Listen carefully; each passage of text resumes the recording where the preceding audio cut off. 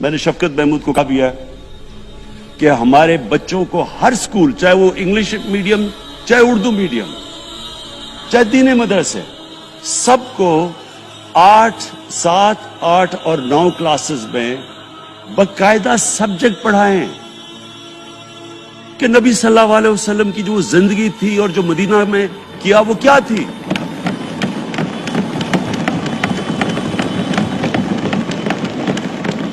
تاکہ ان کو پتہ چلے کہ اس ملک کا مقصد کیا تھا. بڑے لوگ جو پاکستان نہیں چاہتے تھے وہ کیا کہتے تھے؟ وہ کہتے تھے کہ پاکستان تو بن گیا تو آپ نے تباہ، جو مسلمان ہندوستان میں رہ گئے ان کو آپ نے سیکنڈ کلاس سٹیزن بنا کے چھوڑ دیا. آج بیچارے مسلمانوں سے کیا ہو رہا ہے وہاں؟ تو وہ لوگ کہتے ہیں کہ اگر پاکستان نہ بنتا تو مسلمانوں کی زیادہ طاقت ہونی تھی. ایک ہندوستان میں اس طرح مسلمانوں کا برا حال نہیں ہونا تھا جو آج ہے. یہ ایک آرگیومنٹ دی جاتی ہے. اور اگر ہم پاکستان کو جس مقصد کے لیے بنا تھا اگر ہم ادھر نہیں لے کے جائیں گے تو وہ ٹھیک کہہ رہے ہیں. یہ تو نہیں تھا کہ وہاں ٹاٹا برلا تھے جو اربوں پتی اور یہاں یہ شریف اور زرداری اربوں پتی بن جائیں. اس لیے تو نہیں پاکستان بنا تھا. یہ ایک بڑی ہمیں ری الائن کرنا چاہیے اپنے نظریے کی طرف.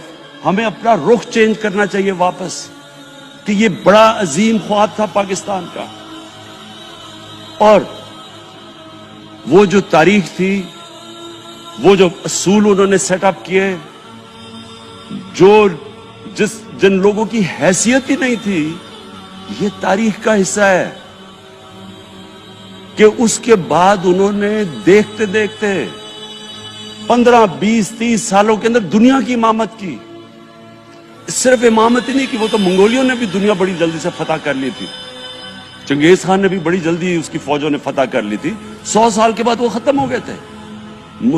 انہوں نے ایک دنیا کی عظیم سیویلائزیشن، جو ٹاپ سائنٹسٹ تھے، سارے دنیا کے ٹاپ سائنسدان، ایک عظیم کلچر. اور سب سے بڑی بات جو میں یہ کہنا چاہتا ہوں، انہوں نے ایک مورل سٹینڈرڈ سیٹ کی دنیا میں. جب مسلمان گئے انڈونیشیا اور ملیشیا، وہاں تو کوئی مسلمان کی فوج نہیں گئی، وہاں تو کوئی تلواروں سے نہیں فتح کیا. مسلمان تاجروں کا وہاں کردار دیکھ کے لوگ حیران ہو گئے کہ یہ کون لوگ آئے ہیں جو بالکل ان کی morality ایسی، نہ وہ کوئی دغا بازی کرتے تھے، نہ وہ کوئی دھوکہ دیتے تھے، اپنی زبان پہ کھڑے ہو جاتے تھے. لوگ ان سے امپریس ہو گئے کہ کون سی قوم ہے. دیکھیں، اسلام ہم غلط فہمی میں ہیں، یہ سمجھتا ہے کہ جی تلوار سے اسلام پھیلا تھا. اسلام پھیلا تھا کہ وہ ایک انسان کے کیریکٹر کو ریفارم کرنے آیا تھا. ہم جب اللہ سے مانگتے ہیں، ہم نماز میں ایک ہی چیز مانگتے ہیں کہ اللہ ان کے راستے پہ لگا جن کو تو نے نعمتیں بخشی، ان کے نہیں جو غلط تباہی کے راستے پہ چلے گئے. صرف نماز میں ہم یہ چیز مانگتے ہیں، ہر روز ہم پڑھ کے یہ مانگتے ہیں.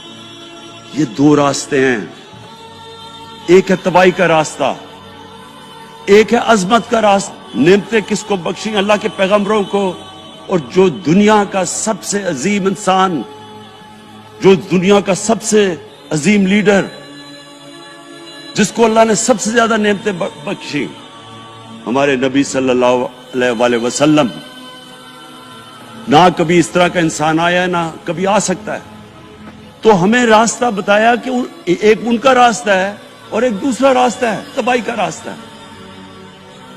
اور وہ جو ان کے راستے پہ چلتا گیا وہ ایک عظیم انسان بنتا گیا. ایک کتاب ہے، میں اپنے لوگوں کو ریکمینڈ بھی کرتا ہوں کہ دی عرب کانکویسٹ، وہ پڑھنے والی کتاب ہے. اس میں بتاتے ہیں کہ جب مسلمان ایک دم دیکھتے دیکھتے دنیا میں پھیل گئے تو کوئی ایک آدمی نہیں تھا. ایک تو بڑے عظیم سپہ سالار تھا خالد بن ولید، لیکن وہ جو بھی بنتا تھا وہ جنرل عظیم بن جاتا تھا. وہ اس کتاب کے اندر لکھی انگریز نے ہے. وہ کہتے ہیں اس کی کوئی ایکسپلینیشن نہیں ہے کہ یہ کیسے ساری دنیا پہ چھا گئے. نہ ان کے پاس کوئی لیٹسٹ ویپنز تھے، ایک طرف رومنز تھے، دوسری طرف پرشینز تھے، وہ تو سپر پاورز تھے، ہتھیار تو ان کے پاس تھے. نہ ان کے پاس ہتھیار. نمبرز میں بھی وہ زیادہ تھے, ان کی فوجیں بھی زیادہ تھی, لیکن وہ ساری دنیا پہ پھیل گئے اور ایک ایسا سویلائزیشن بنا کہ زیادہ تر تو مسلمان نہیں تھے, وہ بھی ان کو مانتے تھے, کیونکہ ان کی اخلاقیات, ان کا عدل اور انصاف کا نظام, ان کا کیریکٹر, اس کی وجہ سے لوگ آئے ہیں. یہاں جو ہندوستان میں اسلام پھیلا ہے, یہ ہمارے جو بڑے بڑے بزرگ تھے, داتا صاحب, بلے شاہ, نظام الدین اولیاء اور بابا فرید, یہ لوگ تھے. ان کو لوگ دیکھ کے, ان کے کردار سے, ان کے انٹلیکٹ, انسانیت سے لوگ مسلمان ہوئے. تو ہم آج, میں جو یہ سینٹ الیکشن ہوا ہے, میں اپنی قوم کو یہاں, یعنی مجھے شرمندگی ہوتی ہے اسپیکر صاحب کہ ہم وہ کدھر وہ خواب اور کدھر بکرا منڈی بنی ہوئی ہے ایک لوگوں کو خریدنے کے لیے, اور سب کے سامنے. یعنی ہمیں ایک مہینے سے پتا تھا کہ پیسہ جمع کیا جا رہا ہے اس سینٹ الیکشن میں, اور مجھے حیرت ہوئی کہ الیکشن کمیشن کہتا ہے کہ جی یہ تو پتہ نہیں کوئی ہم آزاد انسٹیٹیوشن ہے, یا میں ان کی کوئی آزادی کے اوپر لے رہا تھا, یا جی بڑا زبردست الیکشن. اچھا کہتے جی بڑا اچھا الیکشن کروایا. یہ مجھے اور اس سے تو مجھے اور صدمہ ہوا کہ اگر یہ الیکشن اچھا آپ نے کروایا ہے تو پتہ نہیں برا الیکشن کیا ہوتا ہے.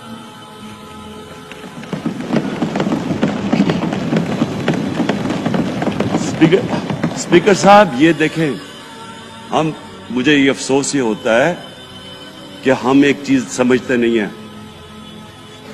ہم کہتے ہیں نا جی ہمارے معاشی حالات بہت برے ہیں. دیکھیں جی ہماری ڈیفیسٹ تھے, یہ ہمارے کرنٹ اکاؤنٹ, یہ جو بھی ہم کہتے ہیں, قرضے چڑھے ہوئے ہیں. یہ جو قرضے چڑھے ہوئے ہیں یہ ایک بیماری کے سمٹمز ہیں. بیماری کچھ اور ہے. اخلاقی طور پہ ہماری قوم کو تباہ کیا ہے, پھر معاشی تباہی آتی ہے. آج مجھے ایک ملک کا بتا دیں جس کی اخلاقیات اوپر ہو, جن کے مورل سٹینڈرڈز اوپر ہوں اور وہ غریب ہو. ایک ملک مجھے بتا دیں, اور کوئی ملک مجھے بتا دیں جتنا مرضی پیسہ ہو, وسائل ہو, سب کچھ ہو, لیکن وہاں کی بھی جو لیڈرشپ کرپٹ ہو, وہ مجھے بتا دیں کہ اس میں خوشحالی ہو. دیکھیں یہ ساتھ ساتھ جاتا ہے. اس وقت کیا ہوا تھا مدینہ کی ریاست میں؟ کیا انہیں کوئی سونا تیل مل گیا تھا؟ کیا ہوا تھا کہ ان کے پاس کوئی پیسے آ گئے تھے؟ کیسے وہ اوپر اٹھ گئے تھے؟ کوئی انہوں نے قرضے لیے تھے؟ کس طرح اٹھے تھے اوپر؟ دنیا کے عظیم لیڈر نے ان کی اخلاقیات اٹھا دی تھی. صادق اور امین,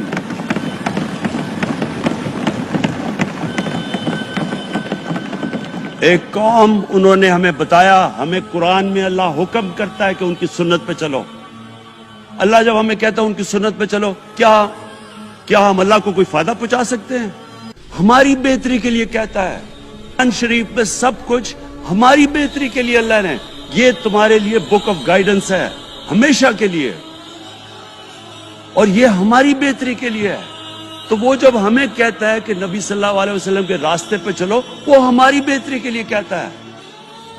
اور میں, جس نے اس عمر میں ساری دنیا دیکھ لی ہے, اسپیکر صاحب میں آپ کو بتاؤں, مجھے تکلیف ہوتی ہے دیکھ کے. جب میں یہ مغربی ملکوں میں جاتا ہوں, اسکینڈینیویا میں, سوئٹزرلینڈ میں, آپ وہاں کے اخلاقی سٹینڈرڈز دیکھیں, ان کی مورل سٹینڈنگز دیکھیں, شرم آئے گی آپ کو کہ جو ہمارے ملک میں ہو رہا ہے. اور یہ جو سینٹ کا الیکشن ہوا ہے, آپ کو افسوس ہوگا کہ ہم وہ کس کی امت ہیں, ہم کس کی امت ہیں, کس کے نام پہ پاکستان کا مطلب کیا, لا الہ الا اللہ, اس پہ یہ ہمارا ملک بنا تھا.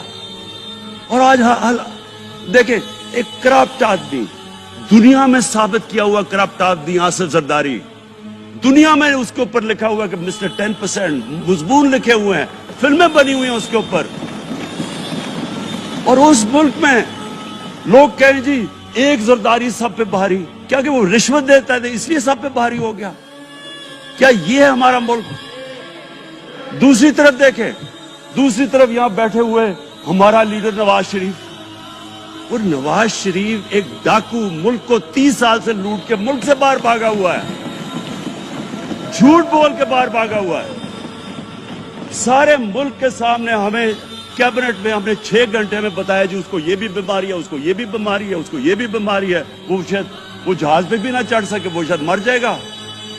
शीरीन के आंसू आ गए कैबिनेट में, और शीरीन के आंसू आने आसान काम नहीं है स्पीकर साहब।